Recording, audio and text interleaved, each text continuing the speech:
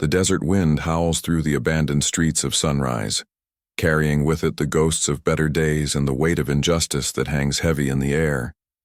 This is a story about truth, about loyalty, and about a bond between man and dog that would prove stronger than corruption itself.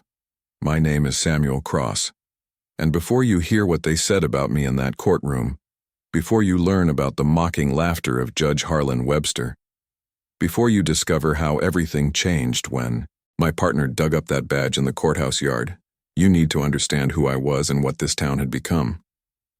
I rode into Sunrise 5 years before the trial, wearing the star of a deputy marshal, my German shepherd Duke, padding alongside my horse.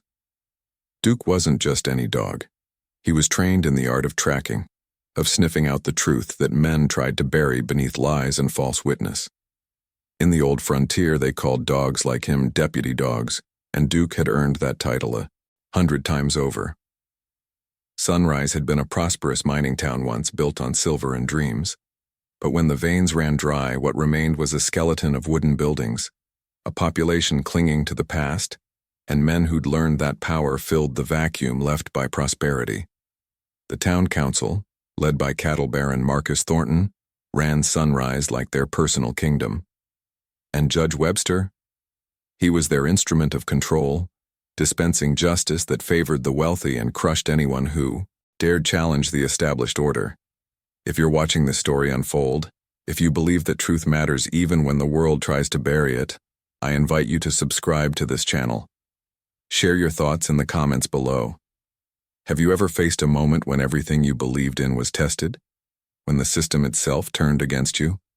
Stay with me, because this story is about that exact moment. The trouble began on a scorching afternoon in August. I was investigating a series of cattle thefts that had been plaguing the smaller ranchers on the outskirts of town. These weren't wealthy men like Thornton. These were families barely scraping by, and someone was systematically destroying their livelihoods. Duke and I had picked up a trail that led straight to a box canyon on Thornton's property, where we found 24 head of cattle, brands freshly altered but still visible beneath the crude reworking. I should have known then that finding evidence against Marcus Thornton would be like signing my own death warrant. But I was young, idealistic, and stupid enough to believe that the law meant something.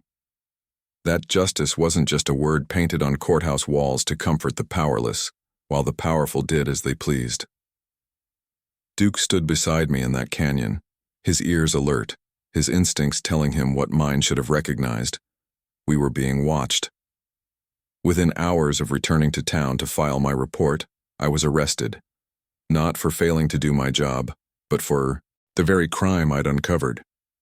Marcus Thornton himself swore out a complaint, claiming I had stolen his cattle and attempted to frame him to cover my own tracks. The absurdity of it should have been obvious. I was a deputy marshal with a spotless record, no motive, no means to hide stolen cattle, and a reputation built on integrity. But in Sunrise, truth was whatever Marcus Thornton and Judge Webster declared it to be. They held me in a cell for 3 months before the trial. 3 months in a cramped iron cage, fed once a day, denied visitors except for my lawyer, a nervous young man named Peter Calloway, who warned me from the first meeting that this was a battle we couldn't win. The evidence against me was fabricated, witnesses paid off or threatened, documents forged with professional skill. Thornton had money, power, and the complete cooperation of the court. But I had Duke. The townsfolk wouldn't allow him to be put down or driven out. Duke had saved too many lives, found too many, lost children, tracked too many real criminals. Even those who feared crossing Thornton couldn't bring themselves to harm a loyal dog who'd done nothing but serve the community faithfully. So Duke waited outside my jail cell every day, lying in the dust, his eyes fixed on the small barred window waiting for his partner to return. The trial began on a Monday morning in November. The courthouse was packed with spectators, some curious, most already convinced of my guilt because that's what they'd been told to believe. Judge Webster presided from his bench like a king on a throne, his silver beard carefully groomed, his black robes immaculate, his eyes cold and calculating as they swept across the courtroom. Marcus Thornton sat in the front row, dressed in his finest suit, a slight smile playing at the corners of his mouth. He'd won before the trial even started, and he knew it. Peter Calloway did his best. He called witnesses who testified to my character, presented evidence of the altered brands, pointed out the logical inconsistencies in the prosecution's case. But every objection was overruled, every piece of exculpatory evidence deemed inadmissible, every witness for the defense discredited by Judge Webster's sneering questions. And then came my turn to testify. I took the stand with my head high, determined to speak the truth even if no one wanted to hear it. I described finding the stolen cattle, explained my investigation, detailed the evidence I'd collected. I spoke clearly, calmly, laying out facts that should have exonerated me beyond any doubt. Judge Webster let me finish. Then he leaned back in his chair, stroked his beard, and smiled. "Mr. Cross," he said, his voice dripping with contempt, "I have presided over this court for 23 years. In that time, I have heard every manner of lie, every variety of excuse, every desperate fabrication that guilty men tell themselves and others when facing the consequences of their crimes. But rarely have I encountered such a brazen, such a pathetic attempt to shift blame as you have presented here today." The courtroom erupted in murmurs. Thornton's smile widened. "You stand before this court," Webster continued, his voice rising, "wearing the remnants of a badge you have disgraced, speaking words that insult the intelligence of every honest citizen in this town. You stole from Marcus Thornton, a pillar of this community, a man who has provided employment and prosperity to Sunrise for decades, and when caught you concocted this elaborate fantasy of conspiracy and corruption." He paused, letting his words sink in, letting the crowd absorb his narrative. "Do you know what I see when I look at you, Mr. Cross? I see a small man who overreached, who let greed corrupt whatever meager sense of duty he once possessed. I see a liar who thinks himself clever. I see a thief who believes a silver tongue can substitute for honor." The mockery in his voice was palpable now, each word designed to humiliate, to break me before delivering the verdict everyone knew was coming. "And do you know what's most pathetic?" Webster said, leaning forward. "You actually seem to believe your own lies. You've convinced yourself that you're some kind of hero, that truth is on your side. It would almost be tragic if it weren't so contemptible." I stood there, hands gripping the witness stand, feeling the weight of his words, the laughter rippling through the courtroom, the smug satisfaction radiating from Thornton. Peter Calloway sat slumped at the defense table, defeated. The jury wouldn't even need to deliberate. Webster had told them what to think, and in Sunrise no one defied the judge. That's when I heard the barking. Duke had been waiting outside the courthouse as always, forbidden from entering but refusing to leave. Now his barking echoed through the building, urgent, insistent, the sound cutting through the mockery and murmurs like a knife through cloth. Webster slammed his gavel. "Someone silence that animal." But Duke's barking only intensified. I knew that sound. It was his alert bark, the one he used when he'd found something, when he'd tracked a trail to its end. He was trying to tell me something, trying to communicate in the only way he could. "Your Honor," I said, my voice steady despite everything. "That's my partner. He's a trained police dog. When he barks like that, it means he's found evidence." Webster's face reddened. "Your partner is a mutt that should have been put down months ago. This court will not be disrupted by—" "Let the dog in," a voice called from the gallery. It was Old Man Henderson, a rancher who'd lost cattle to the same thieves I'd been investigating. He stood up, his weathered face set in determination. "Judge, we all know Duke. That dog's never been wrong. If he's got something to show, let him show it." A murmur of agreement rippled through the crowd. Even in a town controlled by corruption, the legend of Deputy Dog Duke carried weight. Webster looked ready to refuse, but he saw the mood shifting, saw that denying Duke could turn the spectators against him. He needed this trial to look legitimate, needed the appearance of justice even as he delivered a predetermined verdict. "Fine," he said through gritted teeth. "Bring the animal in. But this is highly irregular, and any further disruptions will result in contempt charges."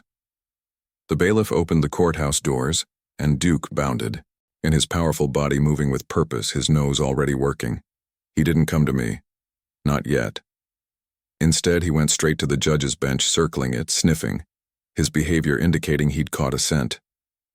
"Get that dog away from me," Webster shouted, standing up, his composure finally cracking. But Duke was already moving, tracking something invisible to human senses but clear as day to him. He went to the wall behind the bench, where a portrait of Sunrise's founding fathers hung in an ornate frame.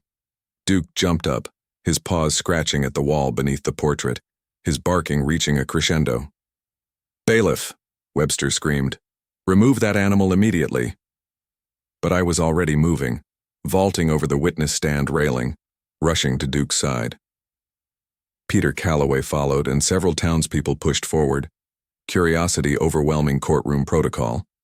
The bailiff, a decent man named Tom Reeves who'd never liked the direction Sunrise had taken, hesitated just long enough for me to reach the wall. Duke's digging had revealed something behind the portrait. The wood panel was loose, recently installed to cover something. "Don't you dare!" Webster shouted, but it was too late. I pulled the panel away, and there, hidden in a hollow space carved into the wall, was a deputy marshal's badge. Not just any badge. This one was tarnished, old, with the name James Cross engraved on the back. My father's badge. James Cross had been the Marshal of Sunrise 20 years earlier, before I was born. He'd died in what was officially ruled a riding accident, thrown from his horse and killed instantly. My mother had raised me on stories of his dedication to justice, his refusal to compromise with the powerful men who even then had sought to control the town. I'd never seen his badge. My mother told me it had been lost, buried with him, or stolen in the chaos after his death. But here it was, hidden behind the judge's bench, in a courthouse where it should never have been. "What is the meaning of this?" I said, holding the badge up, my voice carrying across the suddenly silent courtroom. "Why is my father's badge hidden in your courtroom, Judge Webster?" Webster's face had gone pale, then red, then pale again. This is obviously a plant. Another desperate attempt to—" "The wood paneling is old," Tom Reeves said, examining the hiding spot. "This has been here for years, maybe decades." Old man Henderson pushed forward, his eyes widening as he looked at the badge. "I remember that badge," he said quietly. "James Cross wore it the last day I saw him alive. He was investigating Marcus Thornton's father for water rights fraud. He told me he had proof, said he was going to present it to the circuit judge when he came through town. The pieces were falling into place, a truth 20 years buried rising to the surface like bones in desert sand. My father didn't die in a riding accident," I said, the realization hitting me with the force of a physical blow. "He was murdered, and someone took his badge as a trophy." Marcus Thornton stood up, his face contorted with rage. "This is ridiculous. A badge hidden in a wall proves nothing. My father died 15 years ago. This is ancient history that has nothing to do with the charges against Deputy Cross." But Duke wasn't finished. He'd returned to sniffing, tracking another scent, and now he moved toward Thornton himself, his body tense, his growl low and dangerous. "Call off your dog," Thornton shouted, backing away. "Duke," I said softly, "show me." The German shepherd circled Thornton, then moved to the man's coat hanging on a nearby rack. Duke pawed at the pocket, his alert intensifying. Tom Reeves, emboldened now by the unfolding truth, reached into Thornton's coat and pulled out a leather-bound ledger. "That's private property." Thornton lunged for it, but Reeves held it away, opening it to reveal pages of financial records. Peter Calloway took the ledger, his hands shaking as he scanned the entries. "These are records of bribes," he said, his voice growing stronger. "Payments to Judge Webster, to the sheriff, to members of the town council. And here," he pointed to a page near the beginning, "a payment to settle the Cross problem, dated 20 years ago." The courthouse erupted into chaos. People were shouting, some in anger, some in disbelief, some demanding answers. Judge Webster tried to call for order, banging his gavel, but the illusion of his authority had shattered. Tom Reeves drew his gun, not pointing it at anyone but making clear that order would be maintained. "Everyone calm down," he said firmly. "Judge Webster, Marcus Thornton, you're both under arrest pending investigation into murder, conspiracy, and corruption." "You can't do this," Webster roared.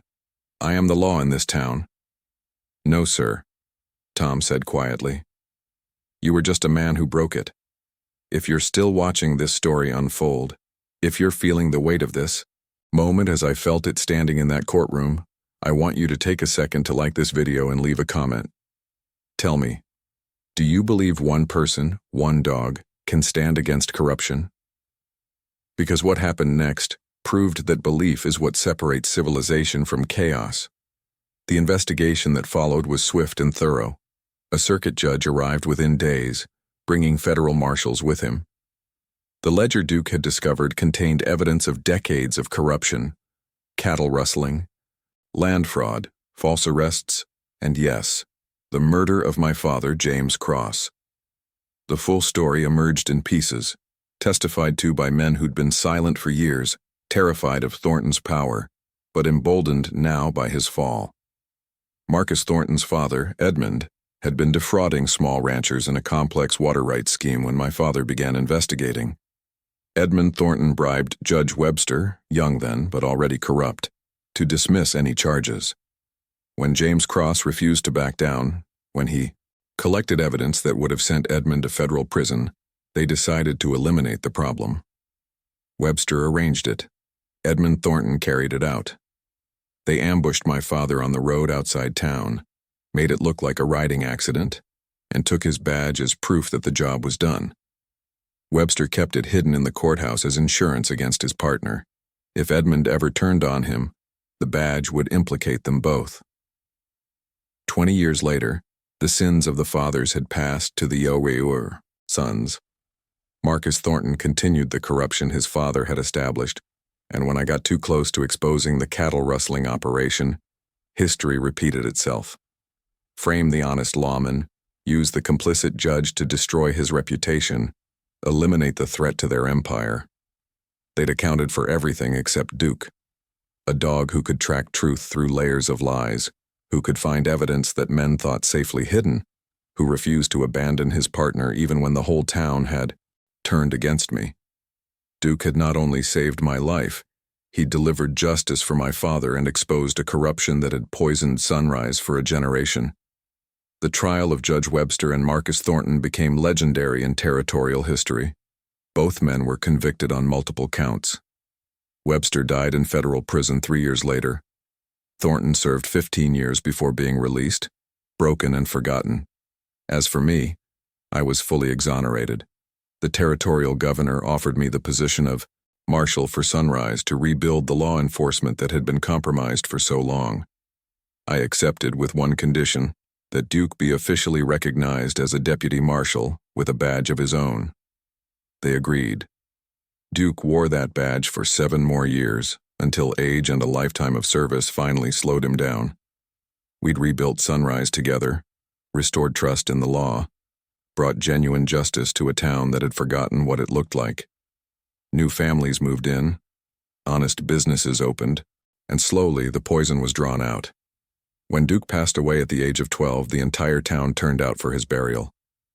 We laid him to rest on a hill overlooking Sunrise, with full honors, his deputy's badge placed with him.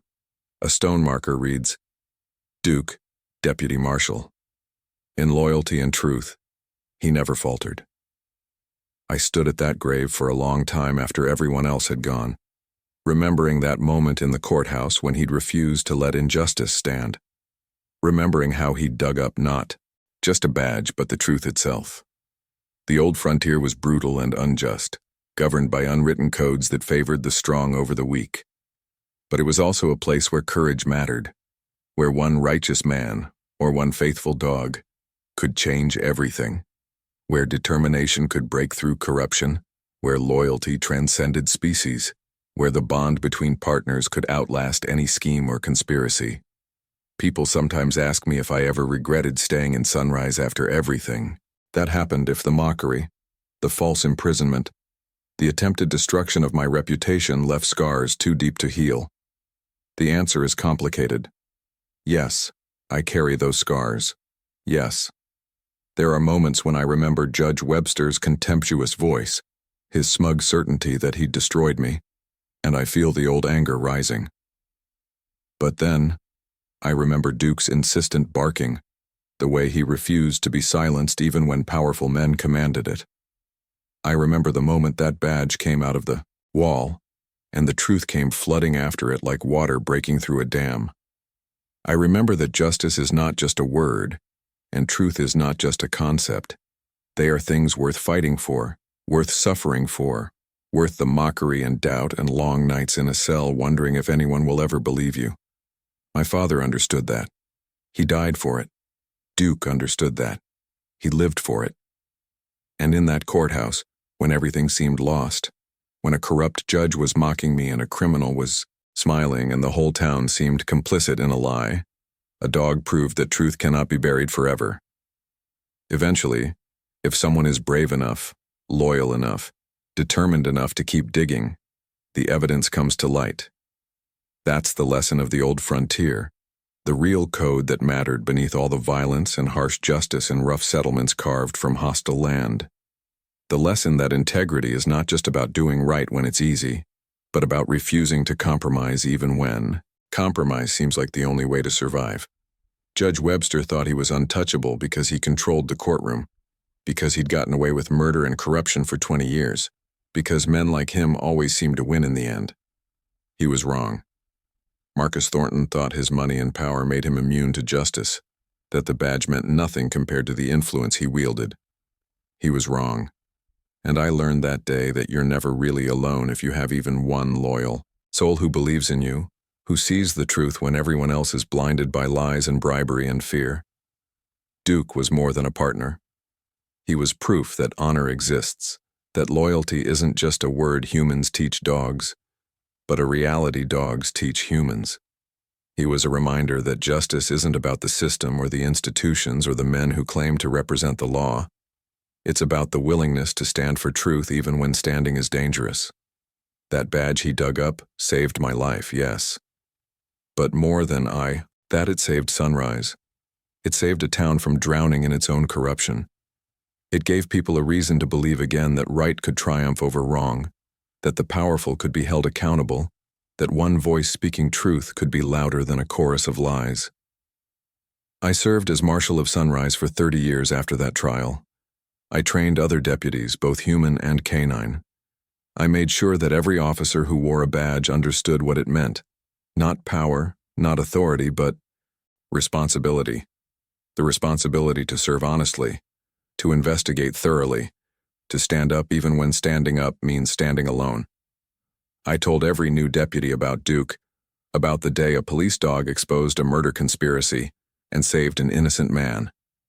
Some thought it was exaggeration, legend grown out of proportion. But those who worked with Duke before he retired knew the truth. Every word was real, every detail accurate. The old frontier is gone now, replaced by settled territories and proper cities and systems of justice that are supposed to work better than one honest marshal and his dog, standing against corruption. But I wonder sometimes if we've actually improved anything, or if we've just made the corruption more sophisticated, more difficult to expose. Because the fundamental truth remains unchanged. Justice requires someone willing to fight for it. Truth requires someone willing to dig for it, to refuse to accept comfortable lies, to bark insistently until people pay attention. Whether that someone walks on 2 legs or 4 doesn't matter. My father died trying to expose corruption in Sunrise. His badge was taken as a trophy, hidden as insurance, kept as evidence of a crime that powerful men thought would stay buried forever. 20 years later, his son stood accused of the same kind of crime, mocked by a judge who'd helped murder his father, facing the same corrupt system that had killed James Cross. But this time, the story ended differently. This time, there was Duke. Before I close this story, Let me ask you one more time to engage with this channel.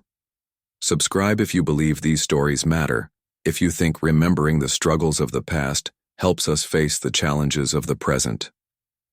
Comment below and tell me about times you've witnessed injustice, times you've seen courage triumph, or times you've been inspired by loyalty, whether from a person or an animal. Because these aren't just stories from the old frontier, they're eternal. Truths about human nature, about the constant struggle between corruption and integrity, between easy lies and difficult truths. The Sunrise trial ended decades ago, but the lesson it taught continues. Watch for the dukes of your world, the voices that won't be silenced, the partners who won't abandon you, the truths that refuse to stay buried no matter how deep the powerful dig the hole. And if you ever find yourself standing alone against mockery and false accusations, remember this. You're only one loyal friend away from everything changing. One person or one dog who sees the truth and refuses to let it be buried is all it takes to bring down an empire built on lies. Judge Webster learned that lesson too late. Marcus Thornton learned it in a federal prison cell, and I learned it standing in a courthouse, humiliated and defeated, hearing the insistent barking of a dog who knew something everyone else had missed, who tracked truth the way he'd been trained to track criminals, who dug up the evidence that saved not just my life, but my father's legacy and an entire town's future. The Old West was brutal, unjust, and full of codes of honor that were often corrupted by those who claimed to uphold them. But it was also a place where courage mattered absolutely, where determination could overcome any obstacle, where loyalty meant something more than words, where one righteous stand could change history. My name is Samuel Cross, Deputy Marshal of Sunrise Territory, retired. This is the story of how my father's badge was found, how a corrupt judge was exposed, how a police dog proved that truth and loyalty are more powerful than any conspiracy. This is the story of the day justice returned to Sunrise. And this is the story I tell every lawman I meet, every young person who thinks the system is too big to change, every cynic who believes corruption always wins, because they're wrong. Sometimes all it takes is one good dog and one badge buried in a wall. Duke proved that. And Sunrise, rebuilt, restored, redeemed, stands as testament to what happens when someone refuses to let truth stay buried, even when the whole world is telling them to give up and accept the lie. Thank you for watching this story. Thank you for believing that these tales of the old frontier still matter in our modern world. And thank you for understanding that the battle between justice and corruption is never truly over. It just finds new battlegrounds, new champions, and new ways to remind us that integrity is not outdated, no matter how much time passes. The sun sets over Sunrise now on honest streets, on children who play safely, on businesses built on fair dealing instead of fraud.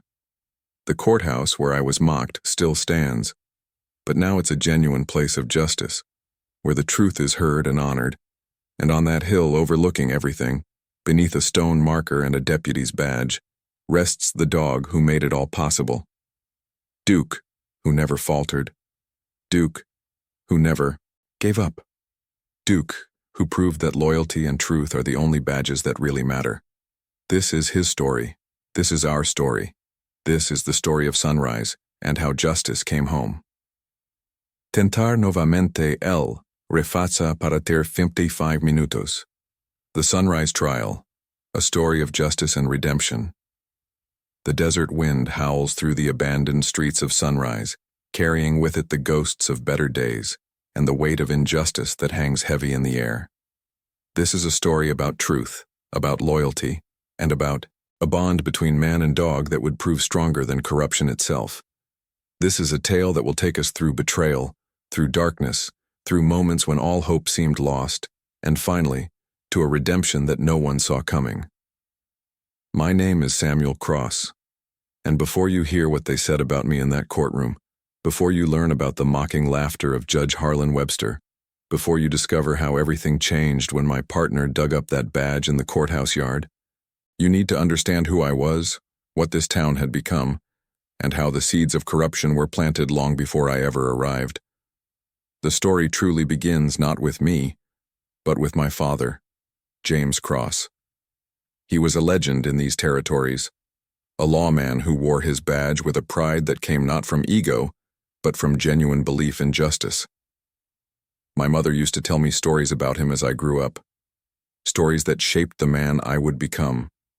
She'd sit by the fireplace in our small cabin in Montana, her hands working at her sewing, and paint pictures with her words of a man who stood taller than any mountain.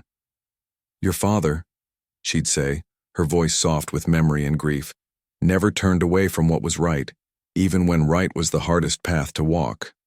There were men in Sunrise who offered him money, offered him land, offered him partnership in schemes that would have made us wealthy. But James Cross couldn't be bought, couldn't be threatened, couldn't be turned from the oath he swore when he pinned on that badge. I was only 3 years old when my father died. I have no memories of him, only the stories my mother told, and the weight of a legacy I spent my entire life trying to honor. She told me he died in a riding accident, thrown from his horse on a treacherous mountain trail. For years I believed that story. I believed that my father's death was a tragedy, but a natural one, the kind of risk that every lawman in the territories faced. I was wrong. But I wouldn't learn the truth until that day in the courthouse, until Duke started digging, until a badge emerged from a wall where it had been hidden for 20 years. I grew up in Montana, raised by my mother and her brother, my Uncle William. William taught me to ride, to shoot, to track, to read sign in the wilderness. He taught me the skills a man needed to survive in the territories. But my mother taught me something more important. She taught me about honor, about integrity, about the code that my father had lived by. When I turned 21, I made a decision that would shape the rest of my life. I traveled to the territorial capital and applied to become a deputy marshal. The training was brutal, designed to break weak men and forge strong ones. 6 months of learning law, learning how to handle difficult situations, learning when to draw your weapon and when to use your words instead. But the most important part of my training came in the final month, when they introduced me to the canine program. The frontier was vast, dangerous, and often lawless. Marshals covered territories the size of small countries, tracking criminals through wilderness that could hide an army. The territorial government had begun experimenting with trained dogs, animals that could track better than any human, that could detect things invisible to our senses, that could serve as partners to lonely lawmen patrolling endless miles. That's where I met Duke. He was 2 years old, a German shepherd with intelligent eyes and a bearing that suggested he understood more than any dog should. His trainer, an old marshal named Jacob Stone, introduced us in a dusty training yard outside the capital. "This one's special," Jacob told me, his weathered hand resting on Duke's head. "Most dogs, they learn the commands, they follow orders, they do good work. But every once in a while you get a dog that's more than trained. He's got instinct, intelligence, something you can't teach. Duke here, he's one of those." Jacob put us through exercises, testing our compatibility. Duke tracked scents I couldn't detect, alerted to dangers I hadn't noticed, and most importantly, he seemed to understand that we were meant to be partners, not master and servant.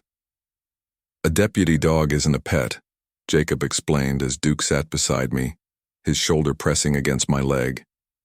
"He's your partner, your backup, sometimes the only thing standing between you and a bullet.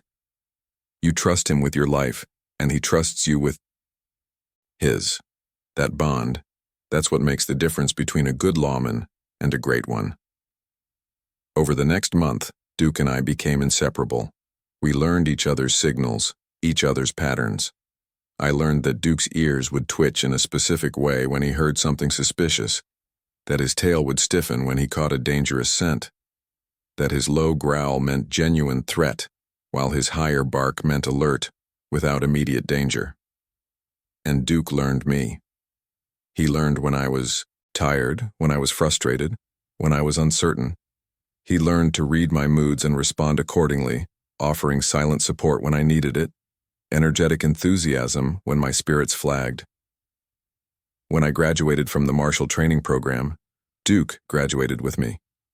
We both received badges that day, mine in silver, Duke's attached to a leather collar. We both swore to serve the territories with honor and integrity. We both meant it. For 2 years, Duke and I worked the Northern Territories, handling disputes between ranchers, tracking down cattle thieves, occasionally dealing with more serious crimes like robbery or assault. We built a reputation as effective, fair, and impossible to corrupt. Word spread about the young marshal and his remarkable dog, about cases we'd solved, about criminals we'd brought to justice. And then I received the letter that changed everything. It came from the territorial governor's office, signed by Governor Harrison himself. The letter informed me that I was being reassigned to a town called Sunrise, a former mining community that had fallen on hard times and was experiencing significant law enforcement challenges. The previous marshal had resigned suddenly, and the town council had specifically requested a marshal with an exemplary record. I remember reading that letter in the small office I maintained in a town called Redemption, Duke lying at my feet, his eyes watching me as if he understood the significance of what I was reading. Sunrise, I said aloud. That's where my father served. Duke's ears perked up at the emotion in my voice. I'd never been to Sunrise. My mother had left shortly after my father's death, unable to bear living in the town where she'd lost her husband. But I knew the name, knew the stories, knew that somewhere in that town was the place where James Cross had lived and died. Part of me, the part that still believed in fate, in destiny, in the idea that some things were meant to be, wondered if this assignment was more than coincidence. Maybe I was supposed to go to Sunrise. Maybe there was unfinished business there, a legacy to honor, a father's footsteps to walk in. I accepted the assignment. Duke and I arrived in Sunrise on a hot afternoon in June. The town was smaller than I'd expected, a collection of wooden buildings arranged along a main street, with houses spreading out on either side. The mountains loomed in the distance, their peaks still capped with snow despite the summer heat. The town had clearly seen better days. Paint peeled from buildings, businesses had closed, and there was an air of resignation hanging over everything, as if Sunrise had given up on its own future. The town council met me at the marshal's office, a small building near the courthouse. There were 5 of them, led by a man named Marcus Thornton. He was in his 40s, well-dressed, with the bearing of someone accustomed to authority and the expectation of deference. "Marshal Cross," he said, extending his hand. "Welcome to Sunrise. I'm Marcus Thornton, president of the town council. We're very pleased to have someone of your reputation joining us." I shook his hand, noting the firm grip, the appraising look in his eyes, the way he glanced at Duke with something that might have been distaste. "This is my partner Duke," I said. "He's a deputy marshal, trained in tracking and detection." "Yes, we've heard about your dog," Thornton said. "Quite unusual. Well, we're sure you'll both be valuable additions to Sunrise." The other council members introduced themselves: William Graves, who owned the general store; Robert Chen, who ran one of the few remaining saloons; Maria Santos, who owned a hotel; and Thomas Pike, a banker. They all seemed pleasant enough, welcoming, but with an underlying tension I couldn't quite identify. "We should be honest with you, Marshal," Thornton said as we toured the office. "Sunrise has some challenges. The mining industry collapsed. Many people left, and those who remained have faced difficulties. There's been an increase in petty crime, some cattle rustling affecting the ranchers on the outskirts, general lawlessness that we need addressed." "That's why I'm here," I said. "Yes, precisely," Thornton continued. "We need someone who can restore order, who can remind people that laws matter, that Sunrise is still a civilized community despite our economic troubles. Before you continue with this journey, before you hear about the darkness that was lurking beneath Sunrise's surface, I want to invite you to subscribe to this channel. Stories like this, stories about justice and corruption, about loyalty and betrayal, about the battle between truth and lies. These stories matter. They remind us who we can be at our best and warn us about who we become at our worst. Hit that subscribe button and leave a comment telling me what you think so far. Have you ever arrived somewhere expecting one thing and discovered something completely different? Over the next few weeks, I settled into Sunrise. I learned the town's geography, met the residents, began investigating the cattle rustling that Thornton had mentioned. Duke and I would ride out before dawn, checking on the ranches that had reported losses, looking for patterns. And patterns emerged quickly. The thefts weren't random. They targeted specific ranches, smaller operations, families without much money or influence. The larger ranches, particularly those with connections to the town council, were never touched. The thieves were professional, altering brands with skill, moving cattle efficiently, covering their tracks carefully, almost too carefully. I began to suspect that these weren't opportunistic criminals, but organized rustlers with inside knowledge, with protection, with a system that had been operating for a long time. Duke was invaluable in the investigation. His nose could detect where horses had passed days earlier, where cattle had been driven through creek beds to hide their trail, where men had camped and planned their operations. We slowly pieced together a picture of a sophisticated operation, and the trail kept leading back to one place, the Thornton Ranch. Marcus Thornton owned the largest cattle operation in the region, thousands of acres stretching into the mountains. His ranch employed dozens of men, and his cattle bore his brand, a distinctive T inside a circle. I started noticing that brand on cattle that had been reported stolen, the original brands crudely altered but still visible underneath if you looked carefully. I documented everything. I took notes, made sketches of the altered brands, recorded dates and locations. I was building a case, accumulating evidence that would prove cattle rustling was happening and that it was connected to the most powerful man in Sunrise. I should have been more careful. I should have realized that a town controlled by one man wouldn't tolerate an outsider threatening that control. I should have understood that justice was a luxury Sunrise couldn't afford, but I was young, idealistic, and stupid enough to believe that evidence and law would be enough. I confided in only one person, a young rancher named Sarah Mitchell. Her family's ranch had been hit hard by the thefts, losing cattle they could barely afford to lose. Sarah was in her 20s, tough as leather from years of frontier life, with eyes that had seen hardship but hadn't lost hope. "Be careful, Marshall," she warned me one evening as Duke and I stopped at her ranch after another day of investigation. "Marcus Thornton isn't just wealthy, he's connected. Judge Webster, the sheriff before you, most of the town council, they're all in his pocket." "The law isn't in anyone's pocket," I said with the certainty of someone who hadn't yet learned how naive that statement was. Sarah smiled sadly. "Out here, the law is whatever men with power say it is. Your badge means something in the territorial capital. Out here, it's just tin." I didn't believe her. I believed in the system, in the idea that evidence and due process would triumph over corruption.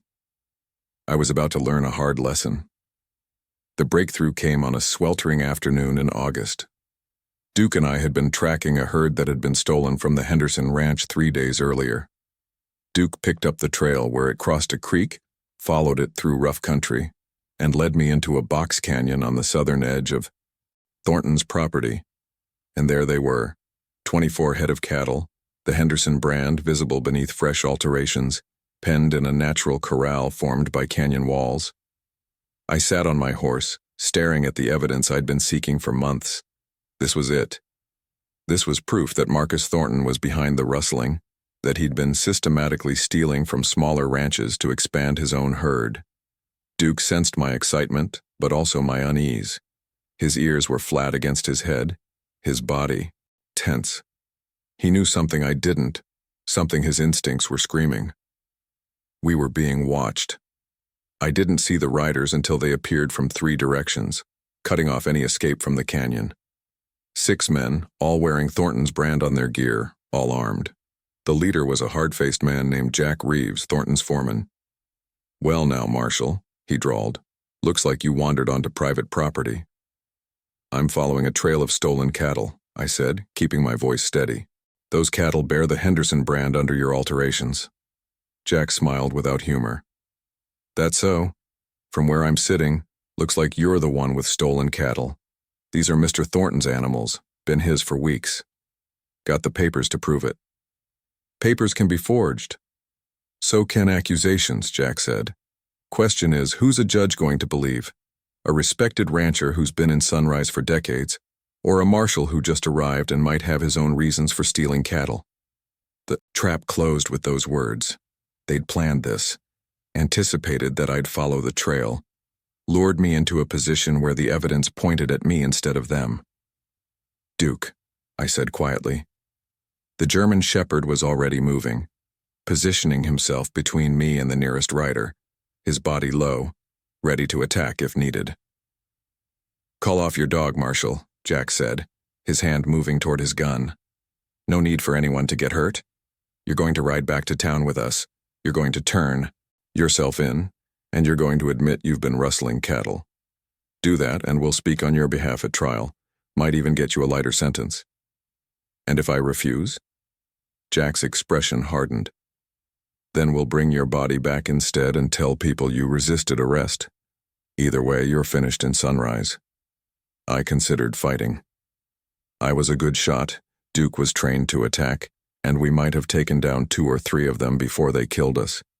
But that would have made me an outlaw, would have made their version of the story true. So I surrendered. They took my gun, my badge, and they took Duke. I demanded they leave him alone, threatened them with territorial justice, promised retribution. Jack just laughed. Your dog's evidence, Marshal. He led you to these stolen cattle. He's coming back too. But as we rode toward Sunrise, something happened that Jack and his men didn't anticipate. We passed through the town itself, and people saw me in custody, saw Duke being led on a rope. Word spread instantly. Marshal Cross had been arrested, caught with stolen cattle. And the townspeople, who'd seen Duke find lost children, who'd watched him track down actual criminals, who knew the German shepherd's reputation, refused to let him be locked up or harmed. Old Man Henderson himself, the rancher whose cattle had been stolen, stepped into the street and grabbed Duke's rope from the rider holding it. This dog hasn't done anything wrong, Henderson said, his weathered face set in determination. You want to lock up the marshal, that's your business, but Duke stays free. Jack Reeves looked ready to argue, but a crowd was forming, and he was smart enough to recognize the mood. The townspeople might have been scared of Marcus Thornton, might have been willing to let an outsider marshal be arrested on false charges, but they drew the line at a loyal dog who'd done nothing but serve the community. Fine, Jack spat. Keep the mutt. Won't matter anyway. They locked me in a cell in the town's small jail. Through the barred window, I could see Duke sitting in the street outside, his eyes fixed on the building, waiting for his partner to emerge. He'd wait there for 3 months. The initial shock of arrest gave way to the grinding reality of imprisonment. My cell was 6 feet by 8 feet, containing a narrow cot, a bucket, and nothing else. The deputy who brought me food once a day was a nervous young man who wouldn't meet my eyes, who clearly knew this arrest was wrong but was too frightened to say anything. I was allowed one visitor, my lawyer, Peter Calloway. He was 26 years old, barely out of law school, and he came to the jail 3 days after my arrest with the expression of a man who'd just been handed an impossible task. Marshal Cross, he said, sitting on a stool outside my cell. I've been appointed by the court to represent you. I want you to understand the situation you're in. I understand I've been framed.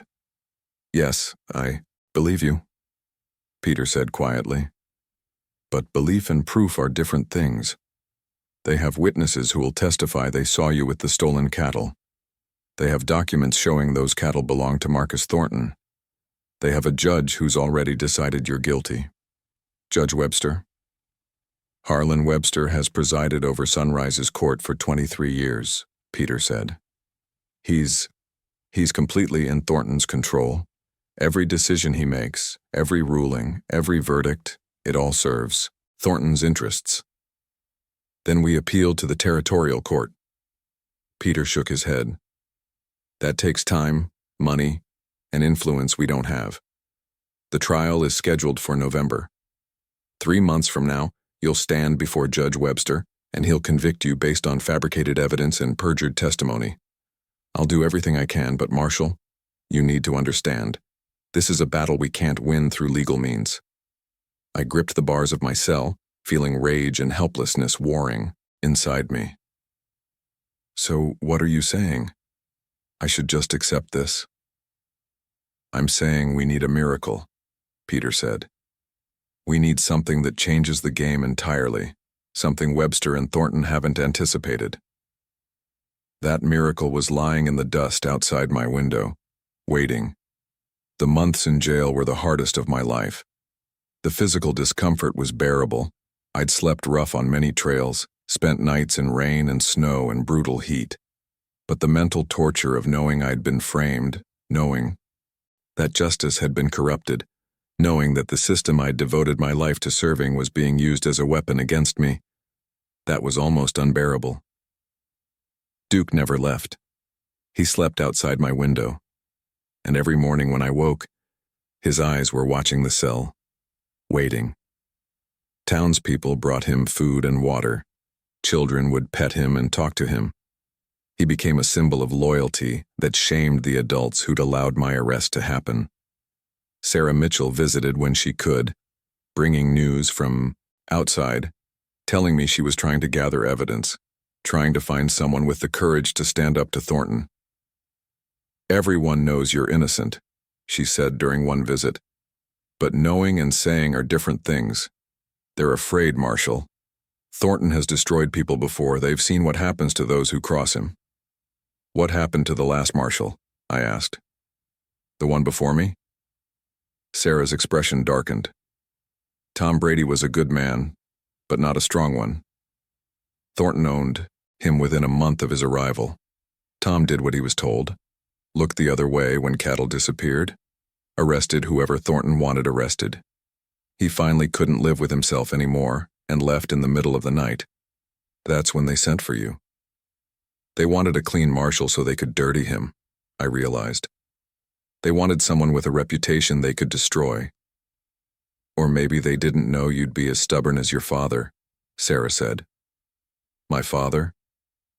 She looked surprised. You didn't know? James Cross was the marshal here 20 years ago. He was investigating Marcus Thornton's father when he died. The words hit me like a physical blow. My father had been Marshal of Sunrise. My father had been investigating the Thorntons. My father had died in what was called an accident. Tell me everything, I said. And Sarah told me the story that my mother had never known, the truth that had been buried along with my father's body. James Cross had arrived in Sunrise in 1855, when the town was booming with silver wealth. Edmund Thornton, Marcus's father, controlled the water rights for the entire region through a complex series of legal maneuvers that most people didn't understand. He'd essentially stolen water access from smaller ranchers, forcing them to pay exorbitant fees or sell their land to him at pennies on the dollar. My father had investigated, had documented the fraud, had collected evidence that would have sent Edmund Thornton to federal prison. He'd told several people, including Sarah's father, that he was going to present his findings to the circuit judge when the judge came through on his annual rounds. He never got the chance. 3 days before the circuit judge arrived, James Cross took a ride into the mountains to serve a warrant on a minor criminal. His horse returned without him. They found his body at the bottom of a ravine, apparently thrown from his saddle. The investigation was cursory. Judge Webster ruled it an accidental death. Edmund Thornton even paid for the funeral, a gesture that everyone praised as generous. My father's evidence disappeared. The circuit judge came and went without hearing anything about water rights fraud. Life in Sunrise continued, with the Thorntons growing richer and more powerful. Your mother left immediately after, Sarah said. She was pregnant with you, devastated by the loss, and I think she suspected something wasn't right. But she had no proof, no way to fight, so she just left. I sat in my cell processing this information, understanding for the first time the true nature of what I was facing. This wasn't just about cattle rustling. This was about a family that had been corrupting Sunrise for generations, that had murdered a lawman who got too close to the truth and that was now trying to destroy his son. But they'd made one mistake. They'd let Duke live.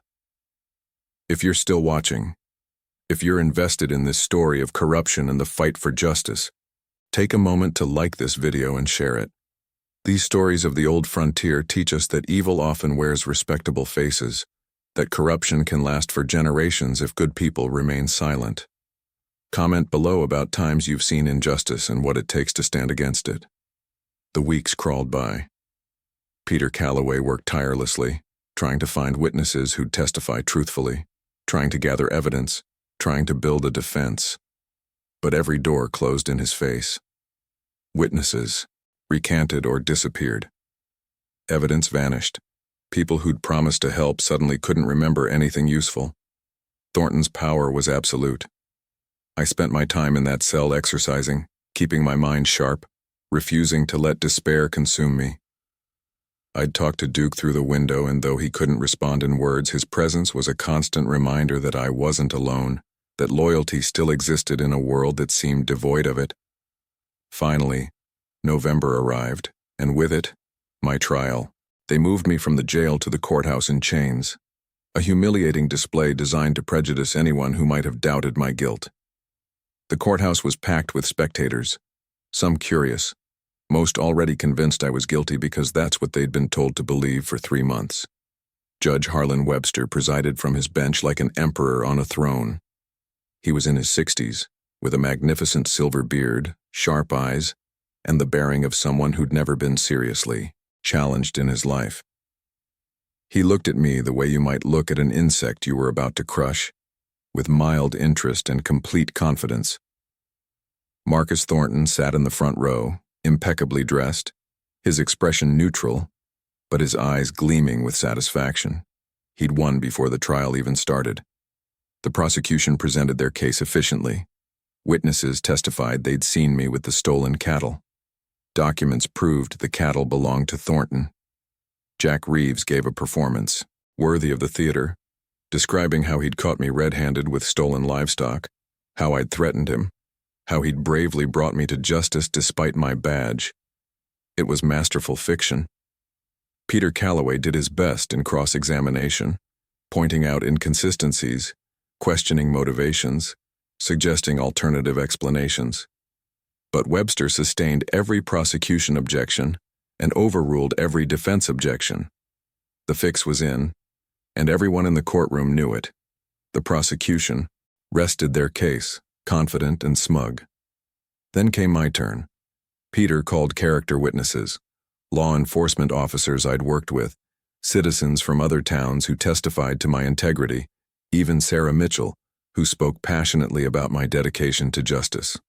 Webster listened with barely concealed contempt, occasionally interrupting to make snide comments about how even bad men could fool some people. Peter introduced evidence of the brand alterations, showed that the theft pattern targeted enemies of Thornton, presented financial records suggesting Thornton was expanding his herd faster than breeding could account for. Webster dismissed it all as speculation and circumstantial nonsense. Finally, Peter called me to testify in my own defense. I took the stand, placed my hand on the Bible, and swore to tell the truth, a vow that meant something to me even if it meant nothing to the judge watching me. Peter guided me through my testimony. I described my investigation, explained the trail Duke and I had followed, detailed the evidence of systematic cattle rustling, and laid out how I'd been framed. I spoke clearly, calmly, methodically. I presented facts, not emotions. I made my case the way a good lawman should, with evidence, with logic, with truth. And when I finished, Judge Webster leaned back in his chair, stroked his silver beard, and smiled. It was not a kind smile. "Mr. Cross," he said, his voice carrying across the silent courtroom, "I have presided over this court for 23 years. In that time, I have heard every manner of lie, every variety of excuse, every desperate fabrication that guilty men tell themselves and others when facing the consequences of their crimes." He paused, letting his words settle over the room like a blanket. But rarely, rarely have I encountered such a brazen, such a pathetic, such a transparently desperate attempt to shift blame as you have presented here today. Murmurs rippled through the courtroom. Thornton's smile widened slightly. You stand before this court, Webster continued, his voice rising with theatrical indignation, wearing the remnants of a badge you have disgraced, speaking words that insult the intelligence of every honest citizen in this town.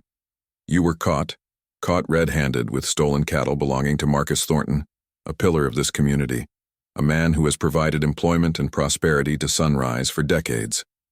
Webster stood up, gripping his gavel, leaning forward over his bench. And when caught, what do? You concoct this elaborate fantasy of conspiracy and corruption. You accuse respected citizens of crimes. You suggest that I, a judge who has served this community faithfully for over 2 decades, am part of some criminal enterprise. You spin a web of lies so complex that you seem to have trapped yourself in it. The mockery in his voice was withering, designed to humiliate, to break, to destroy whatever credibility I might have had. Do you know what I see when I look at you, Mr. Cross? Webster asked, his voice dropping to an intimate, contemptuous tone. I see a small man who overreached, who let greed corrupt whatever meager sense of duty he once possessed. I see a liar who thinks himself clever. I see a thief who believes a silver tongue can substitute for honor. I see a disgrace to the badge you once wore. He paused again, and in that pause I heard the death of justice. And do you know what's most pathetic about you? Webster said, almost gently now, like a father disappointed in a wayward son. You actually seem to believe your own lies. You've convinced yourself that you're some kind of hero, that truth is on your side, that you're the righteous one standing against corruption. It would almost be tragic if it weren't so contemptible, so utterly absurd. The courtroom was silent. Peter Calloway sat slumped at the defense table, his face pale, defeated. Sarah Mitchell was crying quietly in the gallery. Marcus, Thornton's expression was one of absolute satisfaction. I stood there in the witness box, my hands gripping the wooden rail, feeling the weight of Webster's words, the finality of this moment. I'd come to Sunrise believing in justice, believing that truth mattered, believing that a badge meant something beyond the metal it was made from. And I'd been wrong. Or at least, that's what everyone in the courtroom believed in that moment. That's when we heard the barking. It started as a distant sound, Duke's voice echoing from outside the courthouse. He'd been there all morning, lying in his usual spot, waiting for me. But now his barking intensified, became urgent, insistent, demanding attention in a way that cut through the mockery and murmurs like a blade through silk. Webster's face reddened with rage. Someone silence that animal. But Duke's barking only grew louder. Everyone in the courtroom could hear it now, the specific rhythm and intensity that lawmen recognized as an alert bark. Duke had found something, detected something, tracked something to its conclusion. He was trying to tell me something that could change everything. Your Honor, I said, my voice cutting through the noise, steady despite everything that had just happened. That's my partner.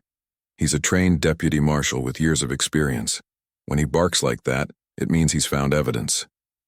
Webster slammed his gavel down so hard I thought the handle might break. Your partner is a mutt that should have been put down months ago. This court will not be disrupted by, let the dog in, a voice called from the back of the courtroom. It was Old Man Henderson standing up, his weathered face set with determination that surprised everyone. He'd lost cattle to the rustling, but he'd also seen Duke work, seen the German Shepherd track and find with uncanny accuracy. Judge, Henderson continued, his voice gaining strength. Everyone in this town knows Duke. That dog's found lost children, tracked, actual criminals, never been wrong in all the years he served. If he's got something to show us, seems only right we let him show it. A murmur of agreement rippled through the spectators. Even in a town controlled by corruption, Duke's reputation carried weight. Webster looked ready to refuse, but he saw the mood shifting. He needed this trial to appear legitimate. needed the veneer of justice even as he delivered a predetermined verdict.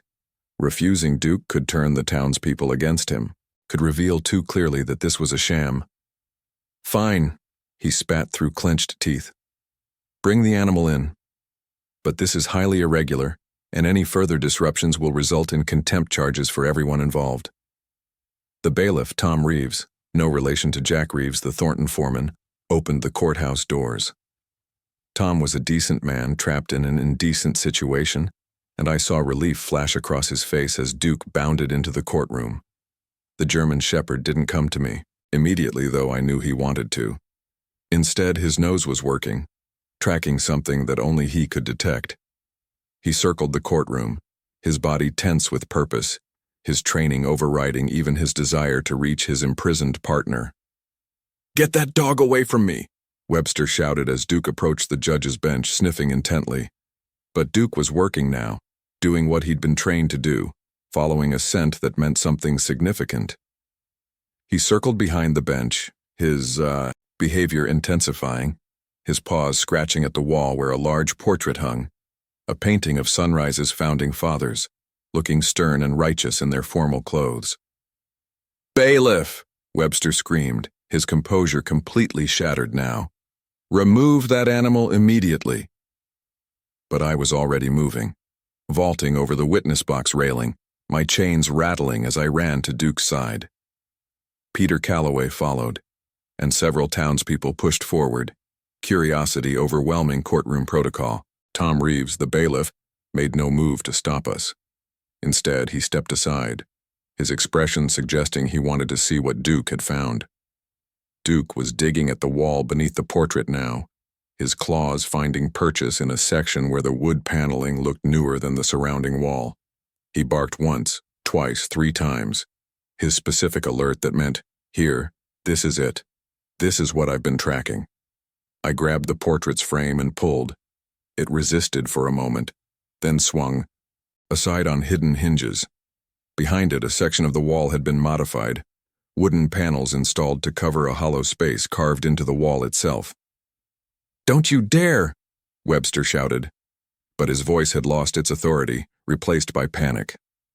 I pulled the panel away, and there, hidden in a hollow that had been concealed for years, possibly decades, was a deputy marshal's badge. Not just any badge. This one was tarnished with age, the silver dimmed by time, but still recognizable. And on the back, engraved in letters I could barely read through the tears that suddenly blurred my vision, was a name: James Cross. My father's badge. The badge he'd been wearing the day he died. The badge that should have been buried with him, or returned to my mother, but instead had been hidden in the wall behind the judge's bench for 20 years.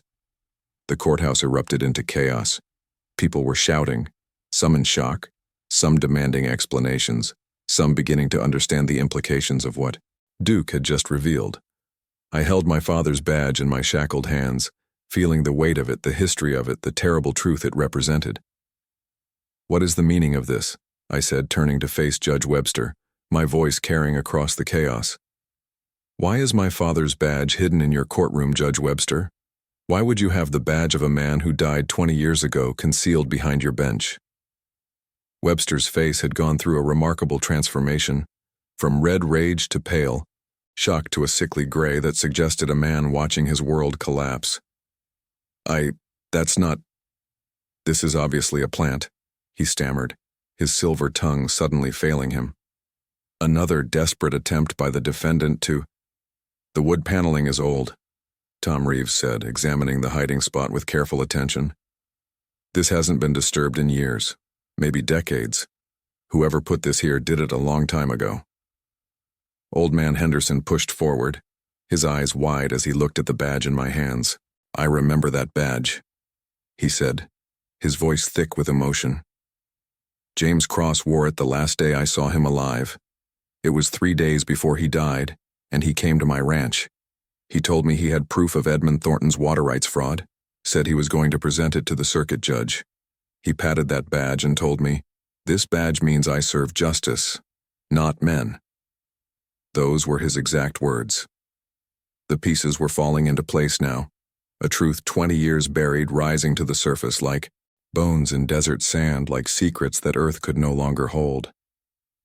My father didn't die in a riding accident, I said, the realization hitting me with the force of revelation. He was murdered. Someone killed him to stop him from exposing Edmund Thornton. And whoever did it took his badge, took it as proof that the job was done, as insurance, as a trophy. Marcus Thornton stood up, his face contorted with rage and something that might have been fear. This is ridiculous. A badge hidden in a wall proves nothing. My father died 15 years ago. This is ancient history that has nothing to do with the charges against Deputy Cross. But Duke wasn't finished. The German Shepherd had been trained to track, to find, to follow evidence to its conclusion. And he'd detected something else, another scent connected to the first. He returned to sniffing, moving through the courtroom with purpose. And now he approached Marcus Thornton himself, his body tensing, his low growl indicating something significant. "Call off your dog," Thornton shouted, backing away. "Duke," I said softly. "Show me." The German Shepherd circled Thornton, then moved to where the man's coat hung on a rack near his seat. Duke pawed at it, his alert intensifying, his training telling him that whatever he'd detected was in that coat. Tom Reeves, emboldened now by the unfolding revelations, stepped forward and reached into Thornton's coat pocket before the man could stop him. He pulled out a leather-bound ledger, its cover worn with age and handling. "That's private property." Thornton lunged for it, but Tom held it away, opening it to reveal pages filled with handwriting, numbers, dates, names. Peter Calloway took the ledger from Tom, his hands shaking as he scanned the entries, his young face showing a mixture of horror and vindication as he read. "Your Honor," Peter said, his voice growing stronger with each word, "these are records of bribes, payments to Judge Webster, to the previous sheriff, to members of the town council, to witnesses. Dates, amounts, specific services rendered." He flipped through more pages and I saw his expression change as he found something near the beginning of the ledger. "And here," Peter said, his finger pointing to an entry dated 20 years earlier, "a payment to settle the Cross problem. $5,000 paid to Judge Webster and a man named Cole Hastings. With a note, Marshal eliminated. Badge secured as proof." The silence in the courtroom was absolute.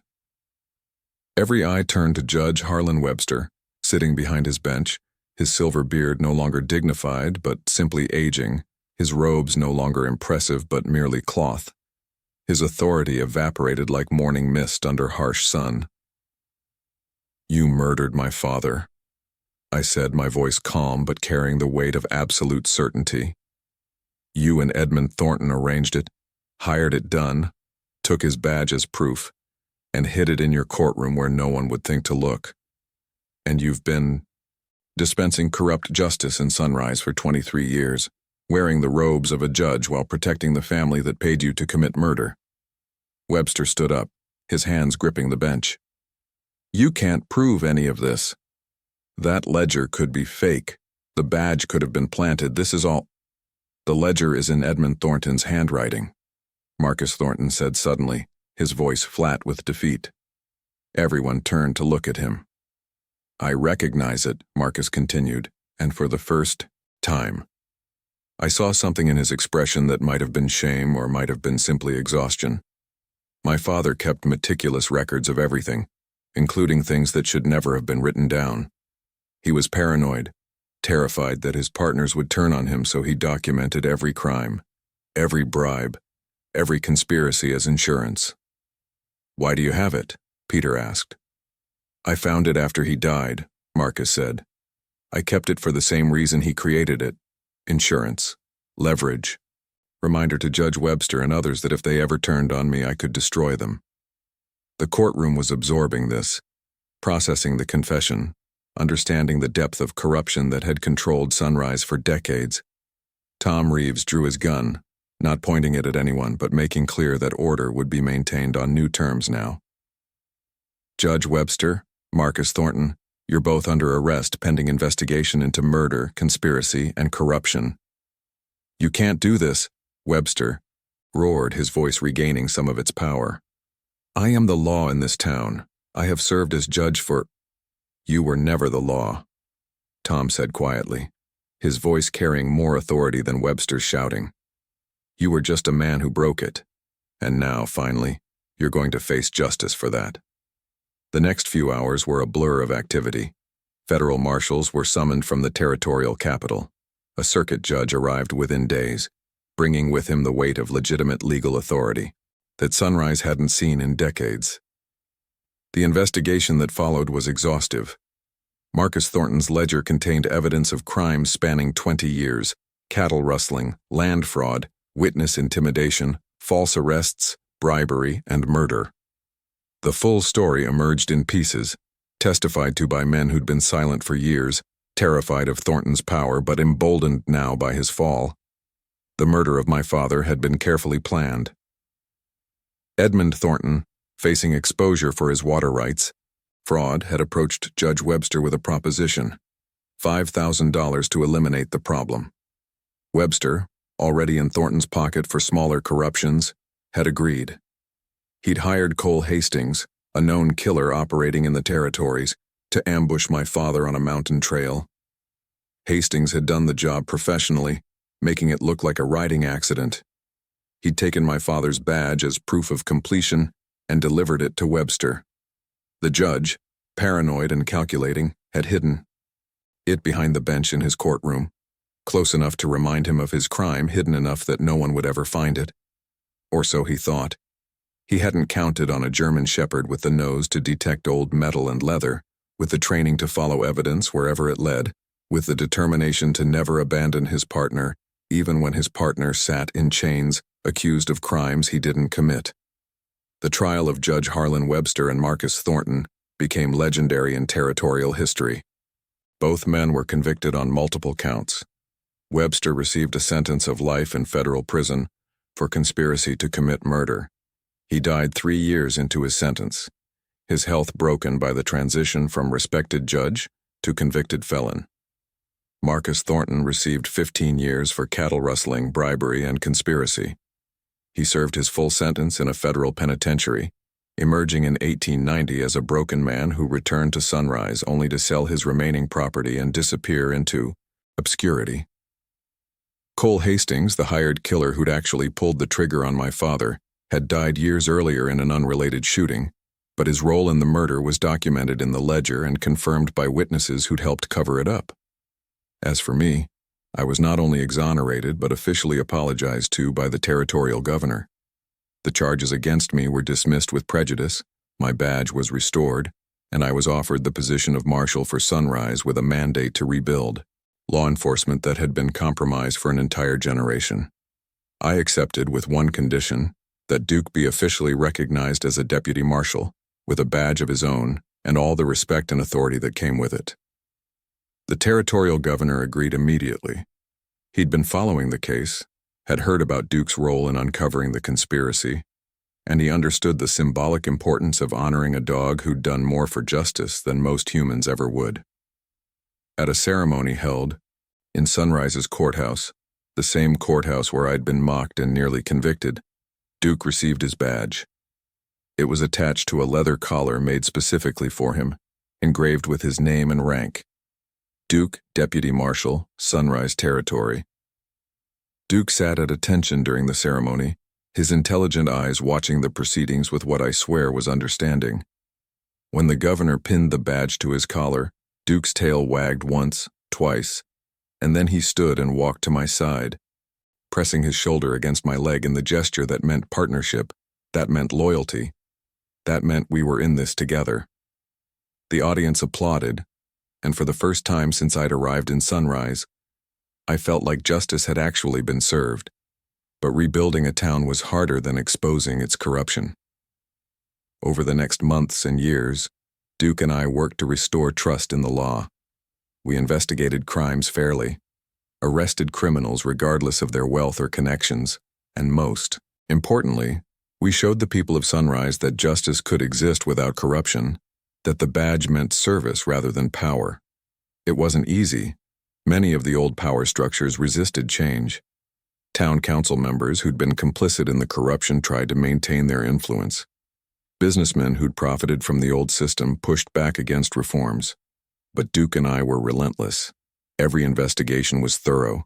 Every arrest was justified. Every case was built on evidence rather than intimidation. Slowly, Sunrise changed. New families moved in, attracted by reports of honest law enforcement and fair treatment. Businesses opened, knowing they wouldn't be subjected to corrupt shakedowns. Ranchers who'd been driven to the edge of bankruptcy by systematic theft began to recover. Sarah Mitchell became my closest ally in rebuilding the town. She organized the honest ranchers, helped establish new cooperative agreements for water rights that actually followed the law, and worked tirelessly to heal the divisions that decades of corruption had created. She also became more than an ally. 3 years after the trial, I asked her to marry me, and she said yes. Duke was at the wedding, wearing his badge, serving as what the preacher called the best man who ever walked on 4 legs. Duke continued to serve as my partner for 7 more years. He aged gracefully, his muzzle turning gray, his movements slowing slightly, but his nose and his instincts remaining sharp until the end. He found 14 lost children during those years.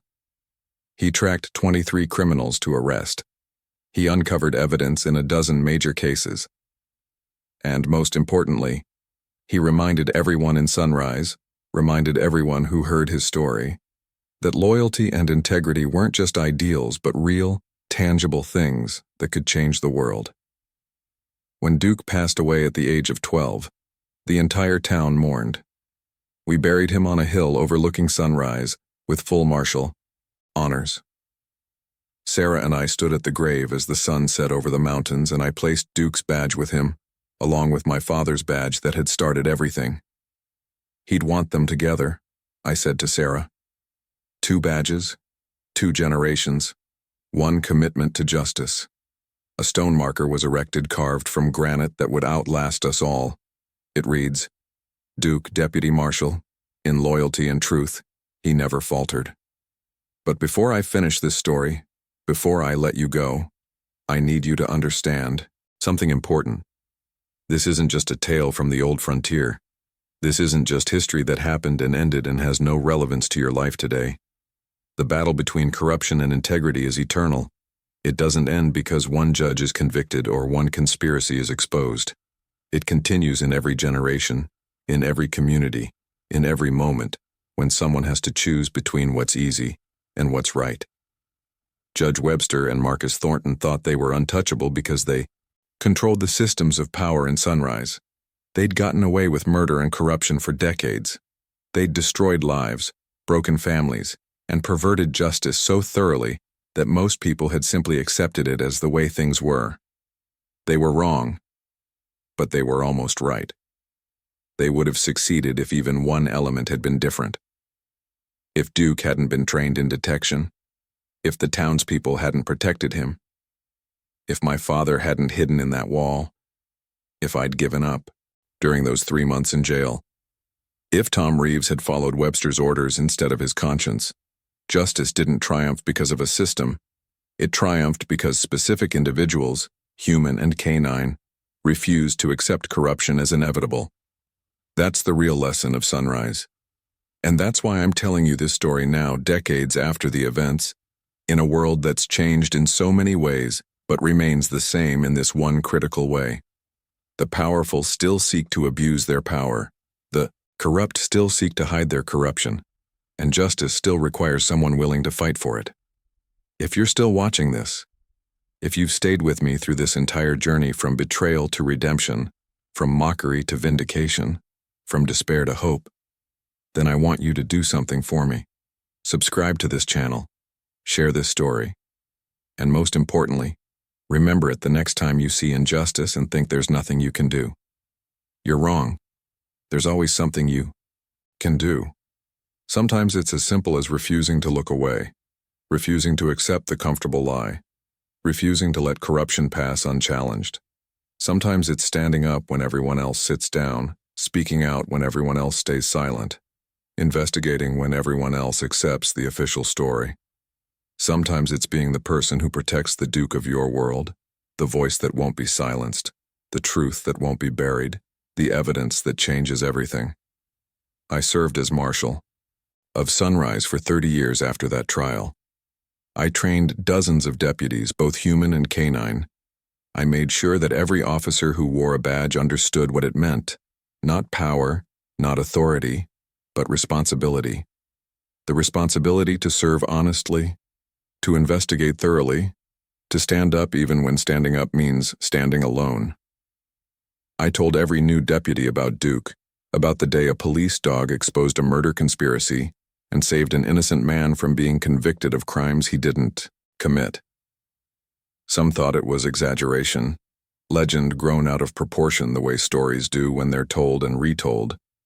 But those who'd been there, those who'd seen Duke working that day in the courthouse, those who'd watched him track truth through layers of lies and decades of concealment, they knew every word was real, every detail accurate. The old frontier is gone now, replaced by settled territories and proper cities and systems of justice that are supposed to work better than one honest Marshal and his dog standing against corruption. But I wonder sometimes if we've actually improved anything, or if we've just made the corruption more sophisticated, more difficult to expose, more protected by layers of bureaucracy and legal maneuvering. Because the fundamental truth remains unchanged. Justice requires someone willing to fight for it. Truth requires someone willing to dig for it, to refuse to accept comfortable lies, to bark insistently until people pay attention. Whether that someone walks on 2 legs or 4 doesn't matter. My father died trying to expose corruption in Sunrise. His badge was taken as a trophy, hidden as insurance, kept as evidence of a crime that powerful men thought would stay buried forever. 20 years later, his son stood accused of the same kind of crimes, mocked by a judge who'd helped murder his father, facing the same corrupt system that had killed James Cross and destroyed countless other lives. But this time, the story ended differently. This time, there was Duke. And Duke changed everything. He proved that one loyal partner, one trained nose, one refused to be silenced, was all it took to bring down an empire built on murder and lies. Judge Webster learned that lesson too late.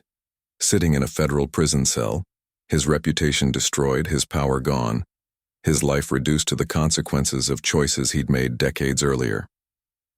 Marcus Thornton learned it serving 15 years, watching his family's legacy collapse, understanding, finally, that corruption always has a cost even if that cost is delayed.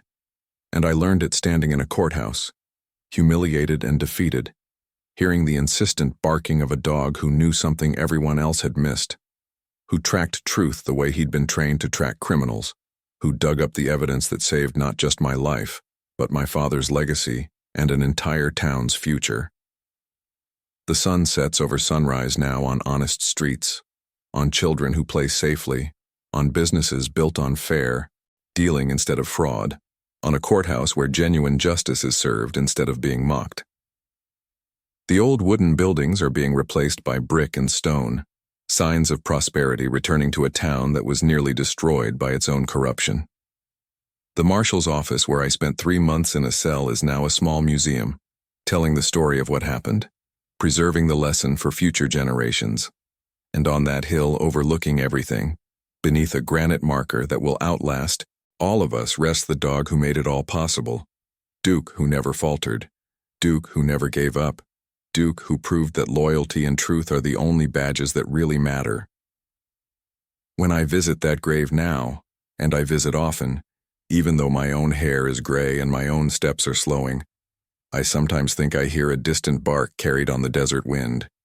Maybe it's just imagination. Maybe it's just memory. Maybe it's just an old man's fancy.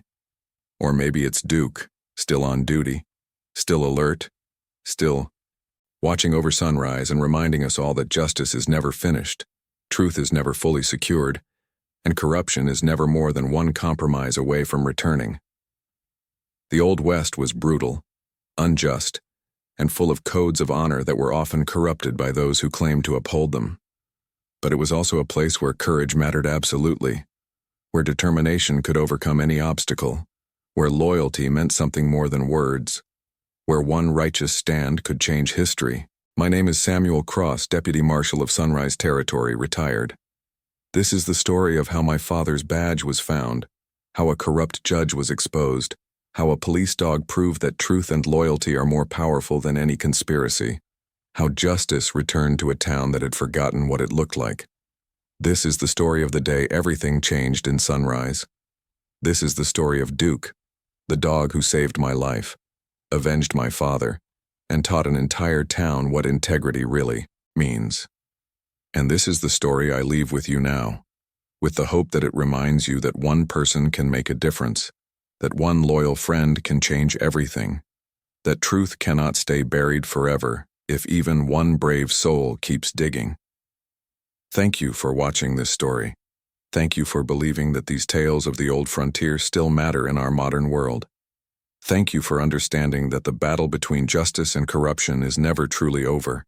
It just finds new battlegrounds, new champions, and new ways to remind us that integrity is not outdated, no matter how much time passes. The courthouse still stands in Sunrise. My father's story is told there, and Duke's story, and the story of how truth triumphed over lies when it seemed impossible. And sometimes, when the wind blows right, when the sun hits the mountains just so, when the desert whispers its ancient secrets, I swear I can still hear Duke barking, insistent and urgent, reminding us all to pay attention, to dig deeper, to never accept injustice as inevitable, because it's not, and he proved it. This is the story of Sunrise, and how justice came home.